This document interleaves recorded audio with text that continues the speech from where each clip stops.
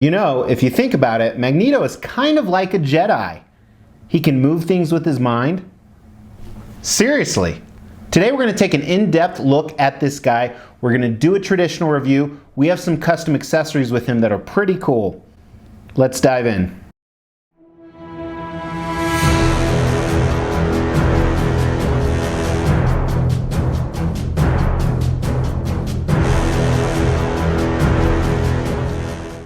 Welcome to the Extreme Channel. My name is Mr. X. Today I'm going to review XM Studios' 1/4 scale Magneto on Throne. I'm reviewing him for a few reasons. I've had this piece for a couple years. I think he's about 5 years old, in that range. Someone can tell me in the comments. But he's a magnificent piece. There's a little bit of controversy with him, and I have some pretty badass custom switch outs for him. But before we get started, we're doing a giveaway. On our road to 20,000 subs, we are giving out this Mortal Kombat statue at 12,500 subs.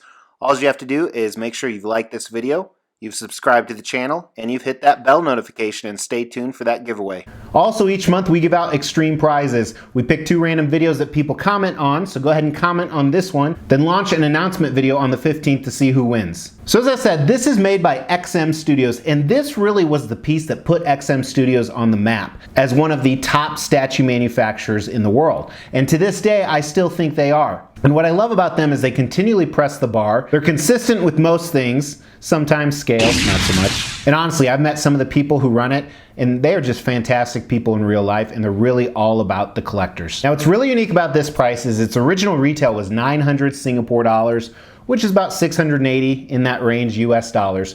But nowadays, a great deal on him is usually about $2,300 to $2,500, but more than likely, most people pay around $3,000 or more for this piece, even though they made 800 of them. And honestly, the biggest reason I think that is because he's such an amazing concept, which is where we're gonna start the review.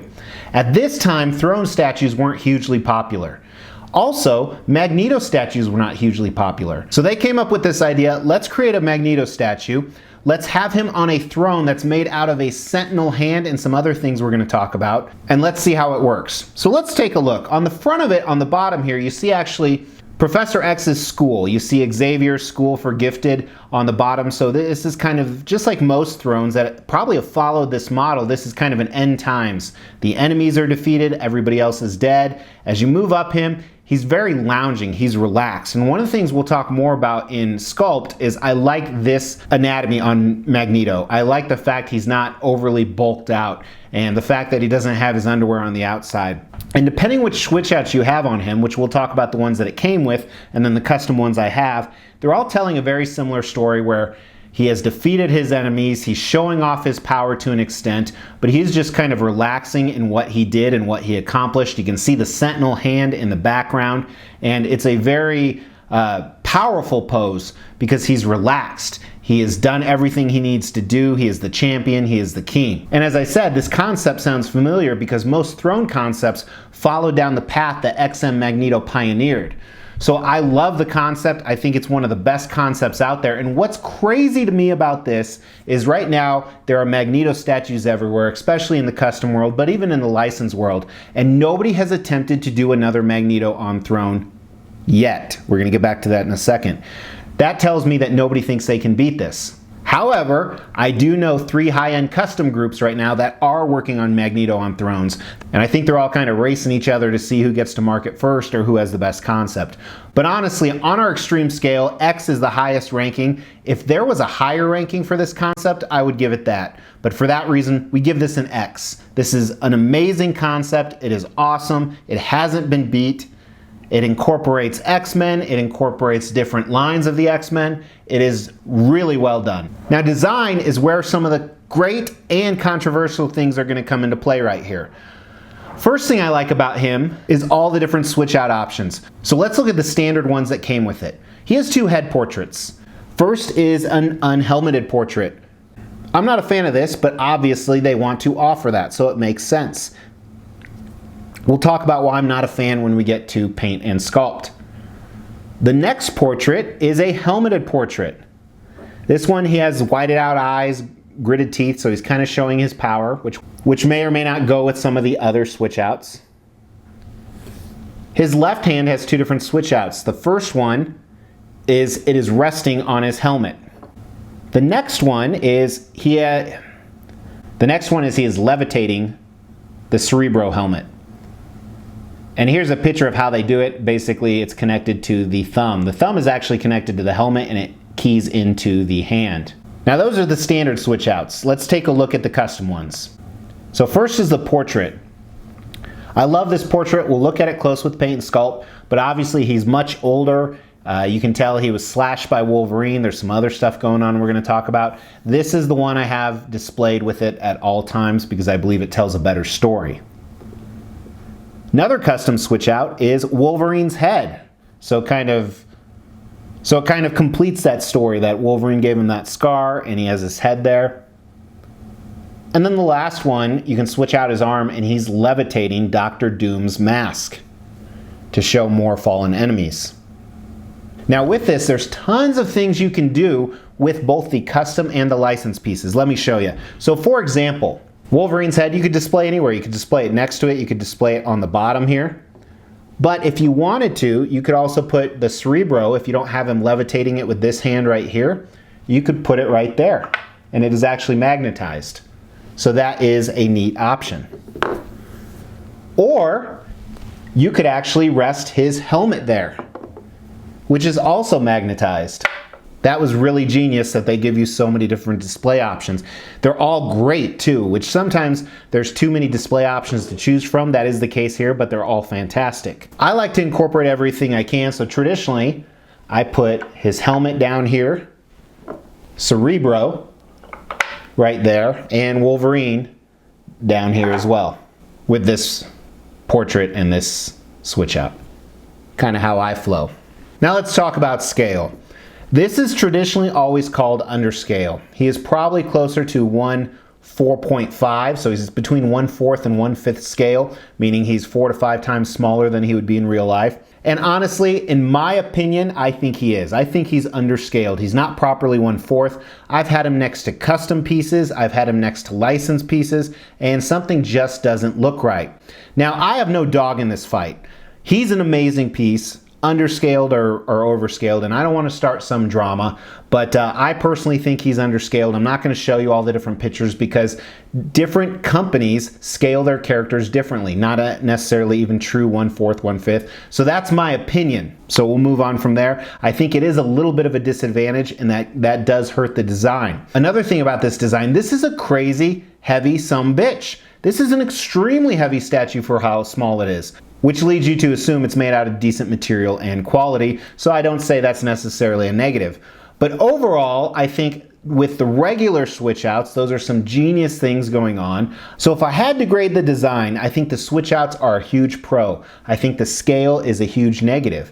I don't think there's a lot of other things to compare it with. Now, as it stands from the manufacturer, I think the design's probably a V, very nice, a 3 out of 5. But with the custom switch outs, I think that takes it to the next level. So that makes it a 4 out of 5 or a rail with the design.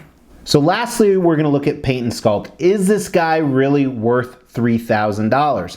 When it comes to the paint and sculpt, I almost say no immediately. However, the paint and sculpt is very good. I don't know if it's $3,000 good. So let's find out. Just some pictures of the base here. Xavier School for Gifted Youngsters. I like the coloring they used on this. Very reminiscent. It also makes it look a lot older. You see some big cracks in it as well, which is very smart. On the side of the throne, you almost see like some circuitry and electronics here. So maybe Magneto molded these. Maybe there's some type of technological function. Maybe he pulled this from the Sentinels. Maybe it's from something else.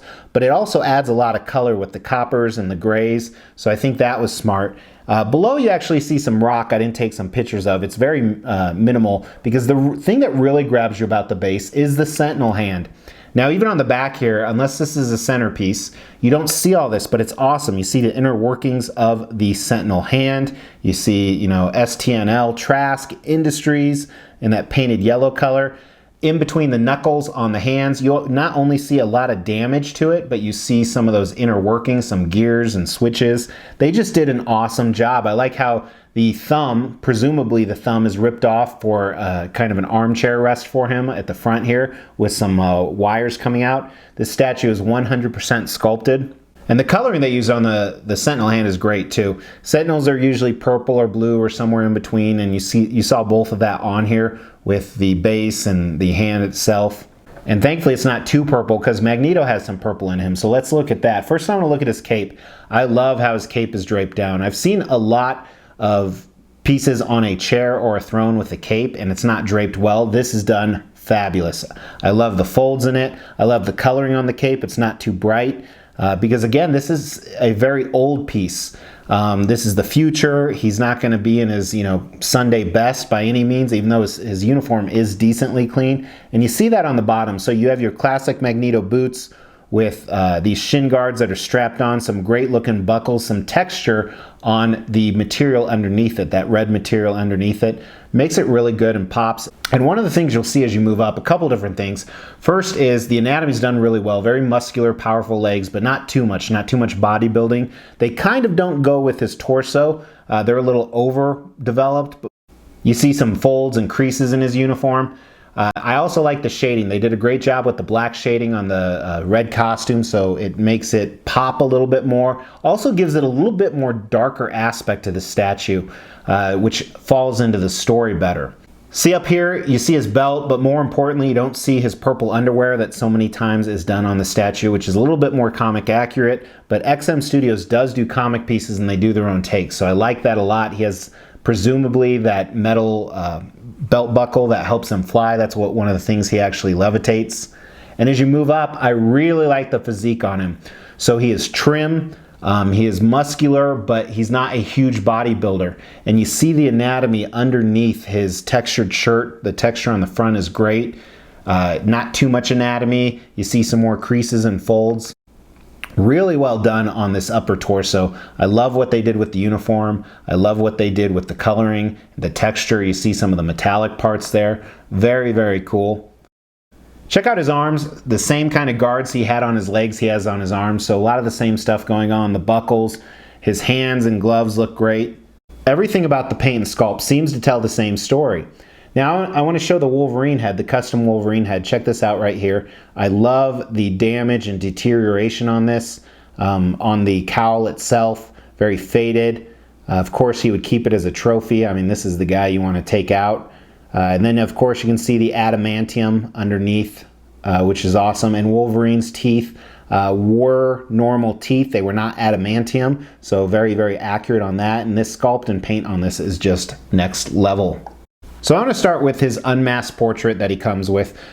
This guy, I just don't like the look of the guy. Maybe he's too much of a mix between a pedophile and Mr. Rogers, which, sometimes isn't a stretch. But it's interesting. The paint is done well. I think it's more the expression, and that's on the face itself. Like I said, they did a great job on the sculpt. I'm just not digging the expression. The hair could have done a little bit more differentiation in the strands, but I like the faded color. It's a little too full too. If he's really that old, you necessarily maybe not see that. But check out his helmeted portrait. First, I love how the helmet's very shiny. Sometimes they go with a dull matte or this shiny maroon color. This is my preference on Magneto.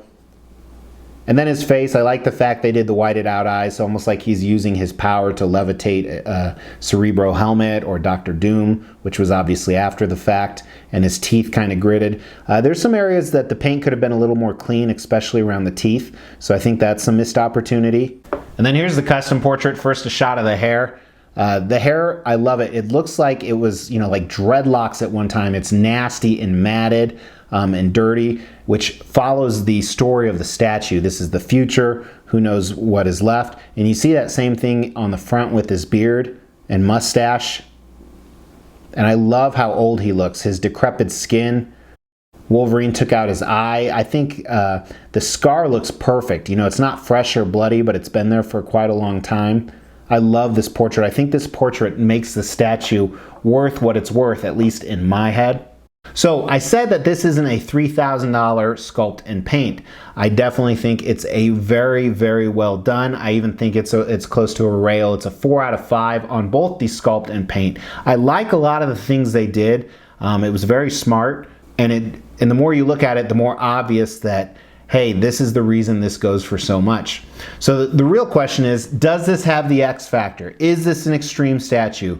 The concept is amazing. Some really cool design stuff. Top-notch paint and sculpt. I can't get over the scale piece. That just kills me. But I paid $3,000 for the statue years ago, so I don't know what to say. Did I pay $3,000 for a statue that's not an X? Yes, I did. I think this is a rail. This isn't a grail, but it's a statue that people really want. I think it's always going to command that price. I think the customs that are coming out, you know, will all have an ES less than 100. This has 800. I don't think it's going to affect the value of this. A lot more people are into licensed anyway, but I think the custom accessories I have on this just take it to that higher level. I think that gets it much closer to an X. It's a fantastic statue, very happy to own it. I just hate putting him next to other thrones because then he looks really small. That's what she said. If you like stuff like this, guys, check out some of my other pieces from XM Studios or hit that Mr. X emblem to subscribe to the channel. But I really appreciate you guys watching, and I will talk to you tomorrow. Take care.